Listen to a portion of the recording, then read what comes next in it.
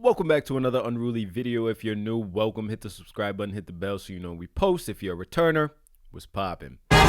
Today we'll be tackling your belief system. The reason I want to jump into this topic is because there's a lot of information being passed around, and I think it's very important that we understand that all of these things stem from a belief system that we all have for ourselves. First, when it comes to your beliefs, I want you to note that your beliefs come from your childhood experiences, your parents, the things taught to you in school, the social media apps that we're always on, your experiences, life lessons. All of these things contribute to the reason we believe in the certain things that we believe in. So, for example, if you believe that you are an outstanding character and that you are great at persuasion, this may stem from your childhood where people have told you that you're great at speaking, you're a great communicator. In school, you were able to speak to a lot of students from different groups and really persuade them to jump on a certain idea. Another belief system could be that you think you're a great worker or you have a lot of work ethic. This can stem from you playing sports when you're a kid, being competitive and always wanting to put your best foot forward, and you almost strive to complete all the goals that get set in front of you. The point of the matter is that we all have a belief system, good or bad, within us that allow us to function in the society in the way that we do. And it's very unique to our own life experience. And now that we know that our beliefs stem from our experiences in this life, I want you to start to think about all of the information that you take in on a day-to-day basis. So what I want you to think about is a belief that you have for yourself currently in this lifetime. Okay, cool. Now that you have that in your brain, I want you to think about how you continue to feed this belief. How does this belief continue to go on and on and on for years in your life? How do you add information that helps this belief within you? And now that you have that, I want you to know that the way that you're able to continue these beliefs or have these beliefs be concreted or cemented into your life is that you can always find information that fuels your belief, whether it be right or wrong. In anywhere in the society, if you have an idea, you have a belief system, you have something about yourself, anything, you live a life on this planet. And on this planet, there's information, and you will be able to find information that supports this belief system, whether people believe in it or not. Know that there's always information to back your beliefs. Information is everywhere. It's endless. But what matters is the way that you process this information. You may notice in people that when you give them information that counteracts their own belief, they kind of reject it. They move on. They don't want to hear it anymore. And so what they're doing is they're accepting their belief and they're rejecting anything that opposes it. And so that puts them in a bubble of locking themselves in believing who they are or what they believe in is the truth and always will be, because they're not open to receiving different information that says otherwise. So you always have the choice. You're always given a choice when it comes to information, and you can take it in or you can reject it. And it's very smart to always accept information about anything, because you never know when you're going to need to apply it or if it'll come up in a conversation that's beneficial to you. So it's always great to accept new information, even if you believe in it or not. It may just give you another perspective. Another part of information is always seeking to be right. So what I need you to do is stop seeking to be right. It is okay to be wrong. It is okay to really sit back and accept the fact that you may be wrong. A lot of these concepts that we believe ourselves to fit into are wrong and flawed. They just help us get through and get by in the moment and situation that we are in right now.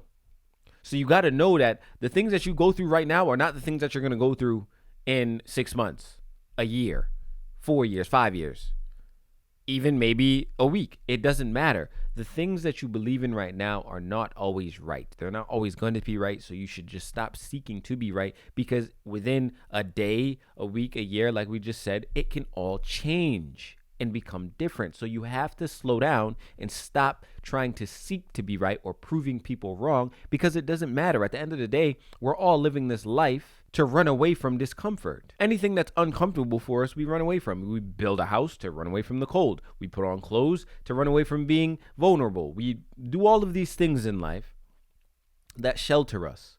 So your beliefs will also do the same thing. They'll shelter you from outside truths that you don't want to accept. But in reality, it's protecting you from things that can help you expand, learn, and know more information that you ever thought you could have needed.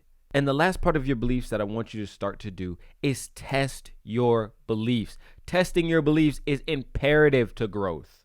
It's imperative. You have to test every belief you have of yourself. For example, if you tell yourself, I'm a high achiever, I have a lot of work ethic, why am I not getting to where I want to be if I have all this drive? You have to test it. It's because you're not testing it.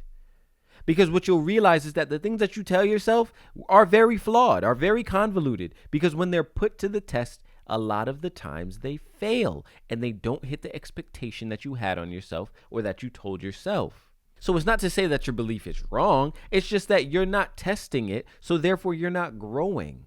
Because you can easily figure out your own work ethic or any other belief that you have by going into situations that test your work ethic. Go into a high pace moving environment. Go into a entrepreneurship lifestyle where you have to produce, and fail until you're successful. How much things can you endure at once before you fail?